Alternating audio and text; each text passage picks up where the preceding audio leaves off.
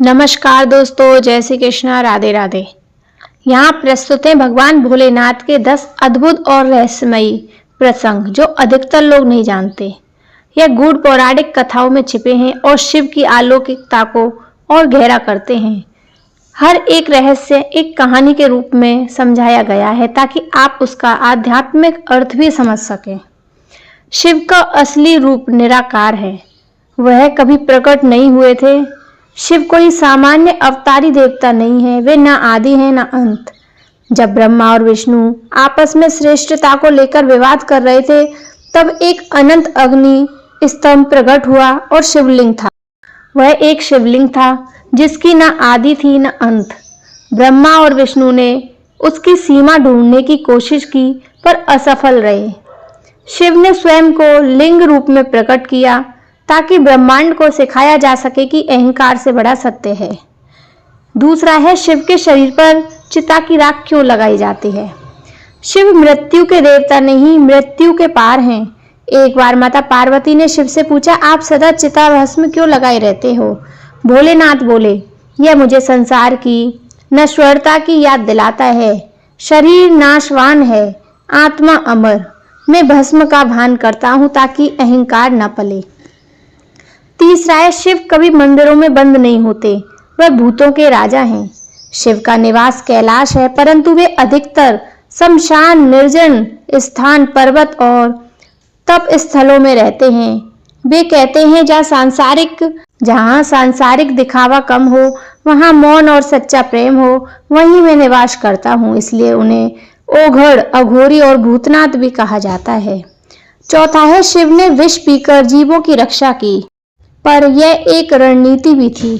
समुद्र मंथन में निकला कालकूट विष सबको नष्ट कर सकता था। देव और दानव दोनों डर गए। तब शिव ने वह विष पी लिया। विष उनके गले में अटक गया और वे नीलकंठ कहलाए। परंतु बहुत कम लोग जानते हैं वह विष उनके अंदर नहीं गया, क्योंकि उन्होंने योग शक्ति से उसे एकत्र कर गले में स्थिर कर दिया था। यह चेतना पर नियंत्रण की चरम सीमा है। पांचवा है, गणेश का सिर क्यों काटा, फिर हाथी का क्यों लगाया। जब पार्वती ने गणेश को अपने कक्ष की रक्षा के लिए रखा, तब शिव को भीतर आने से रोका गया। क्रोधित होकर शिव ने उनका सिर काट दिया, परंतु जब पार्वती को पता चला, उन्होंने विलाप किया। शिव ने तुरंत उत्तर दिशा की ओर भेजकर जो पहला जीव मिला उसका सिर गणेश पर लगाया। वह हाथी था। यह दर्शाता है कि शिव क्रोध में भी करुणा नहीं छोड़ते। छठा है, शिव को एक बार मोह ने भी घेर लिया था। एक बार मोहिनी रूप में विष्णु को देखकर शिव मुग्ध हो गए थे। यह दर्शाता है कि शिव को वासनाओं के पार हैं। वे भी जब मोह को पहचानते हैं तो उसे सम्मान पूर्वक स्वीकार करते हैं। इससे यह भी सिद्ध होता है कि साक्षी भाव क्या होता है। इच्छाएं हो तो भी उन्हें लिप्त न हो। सातवां है, शिवलिंग पूजनीय क्यों बना।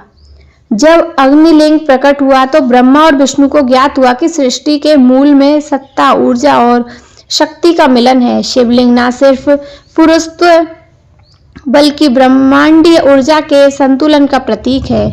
यह निराकार ब्रह्मा का प्रतीक है जिसे आकार नहीं दिया जा सकता।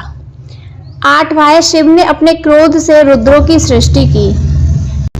जब ब्रह्मा ने शिव की उपेक्षा की तो शिव के क्रोध में 11 रुद्र उत्पन्न हुए, जिससे वीरभद्र सबसे प्रचंड थे। उन्होंने दक्ष का यज्ञ विध्वंस कर दिया, क्योंकि दक्ष ने शिव का अपमान किया था। शिव का क्रोध भी रचना करता है कि विनाश के माध्यम से शिव ने अघोरी साधकों को दी विशेष साधना। अघोरी संप्रदाय जो शमशान में साधना करते हैं, उन्हें शिव ने ही मार्गदर्शन दिया। जैसे मैं मृत्यु लोक में मृत्यु के पार जीता हूँ, वैसे ही तुम भी भीतर के अंधकार को जीते हो। अघोर पथ में डर को साधकर ज्ञान में परिवर्तित किया जाता है। 10वां है, शिव अब भी जीवित है, हर कण कण में है। शिव कोई जन्म लेने वाले देवता नहीं है। वे अत्यंत तत्व हैं। ब्रह्मांड के प्रत्येक कण में उनका वास है।